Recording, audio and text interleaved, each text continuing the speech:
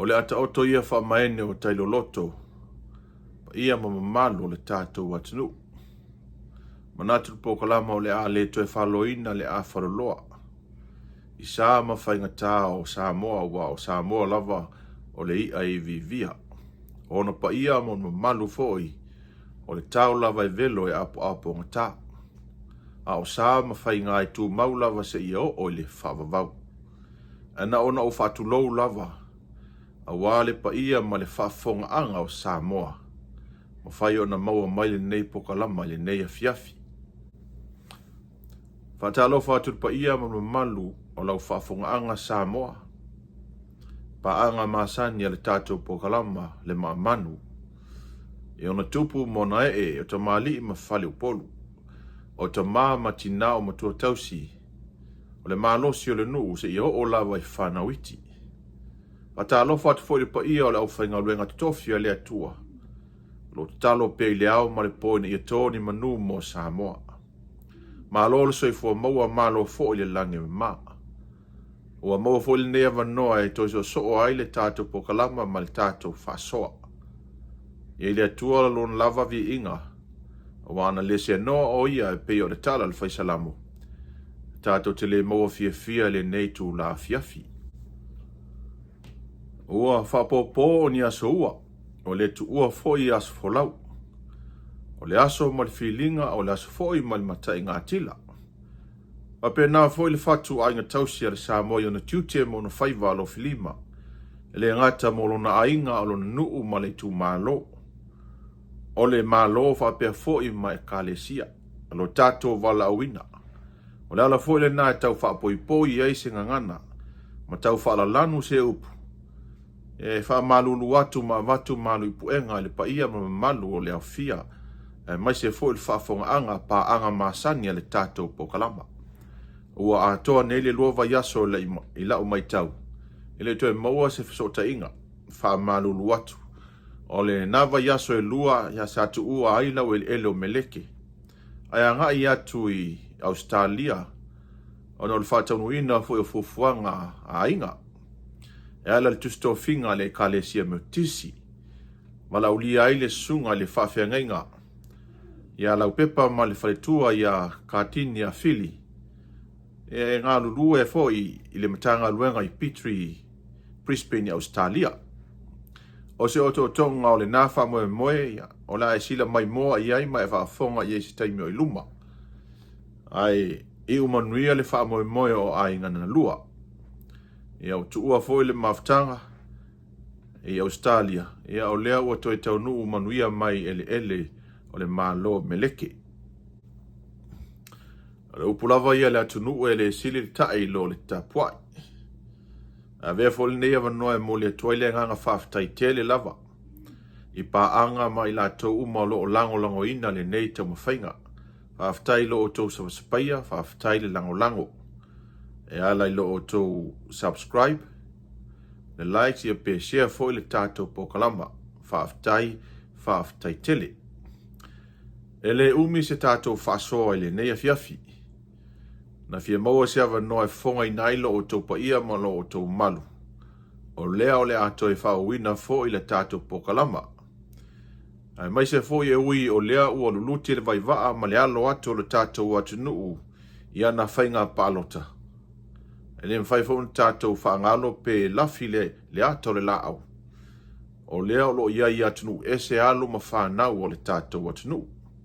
E ala i whaangatama o le lakapi. Pe o nalo tu ai le au lakapi e le tunu le mansina. A wā fo i le tauvanga i le ipu le laulangi. Mana tu ai e fia mamoli se whamanuia fo i le tātou pokalama le mamanu. I alo ma whanau o Samoa.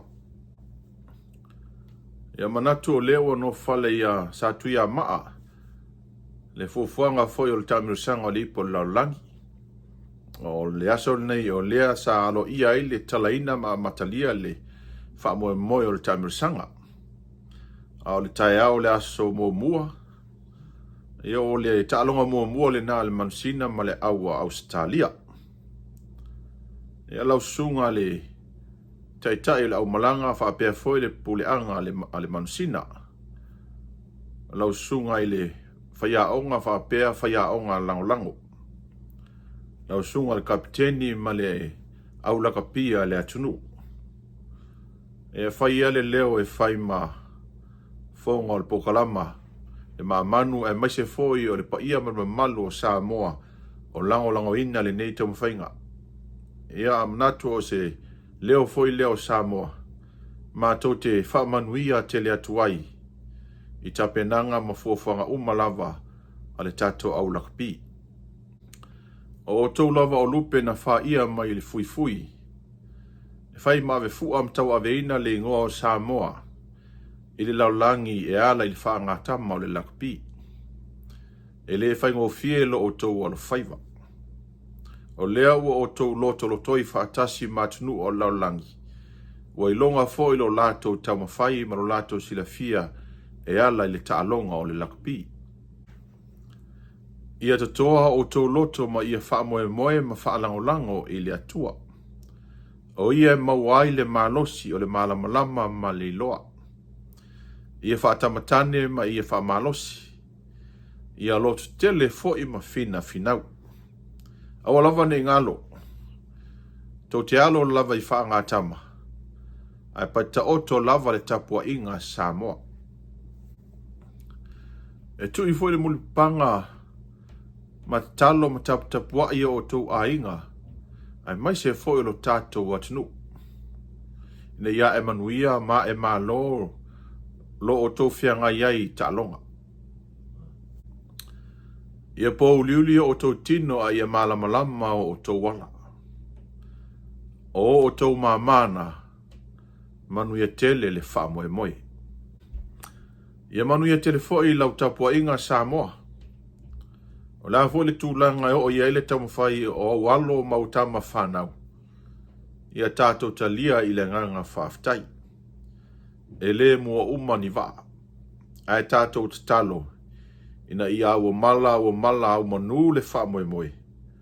O na ele le manuia tamawhainga a alo ma whanau o le tātou atunu. Manuia tele lau tapua inga. O le whai unga fo i lea o le tātou pokalama ma le tātou whasoa. I le nei tūla. Mo le tele lava o lo whaanga o le pokalama. Ia te oe Samoa e maise o lau whafonga mai. Se maalama fo i masi avanoa i luma. Sa unia i le tua. To se so ai fo i le tātou pokalama o le maamanu. Whaato whaatu ma le nganga whaalo.